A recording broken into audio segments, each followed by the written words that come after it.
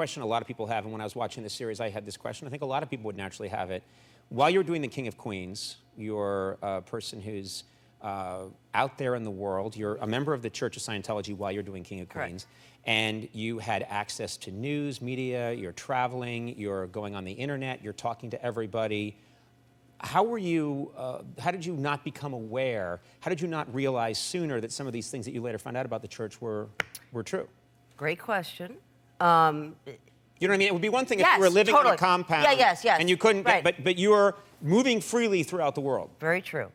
But you are, from the very beginning of the teachings in Scientology, you were taught that the news is a bad place, that the news lies. That's what they do, that they're in the business of lying. So you're saying Trump is a Scientologist? Correct. It is. Now it's all becoming clear to me. It's all lies!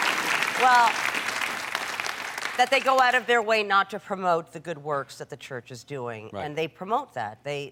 Parishioners believe, because we're told every day, we are doing amazing things for the world, for mankind. And so you're trained and conditioned to believe that good news will not get out there, specifically towards Scientology. So the brainwashing begins very early on.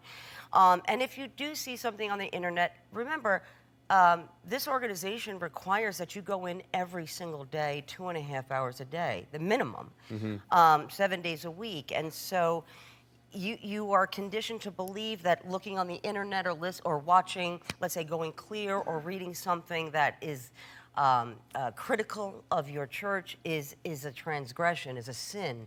And so you feel compelled to say that the very next day that you go in, because you're going in every day. So if all during that time that you were in the church, if someone had said something disparaging about the church or you had read an article, you would need to then go in to the Church of Scientology and say, I have to tell you I read this article in Newsweek or Time Magazine, or I saw this documentary and they said these things, and then you would have to atone for it? I would be punished for it. I would be interrogated for it. Why am I doing that? Why am I seeking out things that are against your church, that are doing great things for mankind? We're single-handedly saving mankind. Why would you actively seek out? So it's not that information wasn't there. It wasn't that I couldn't look. It's that I chose not to look because the repercussions of doing so were great.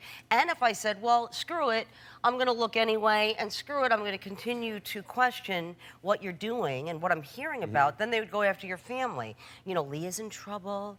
She's, becoming an enemy to the organization. Then they pull your family in. And that costs thousands and thousands of dollars. Yeah. So you just learn, maybe I just shouldn't look, but you also don't believe it. It's not that you believe it even. Right.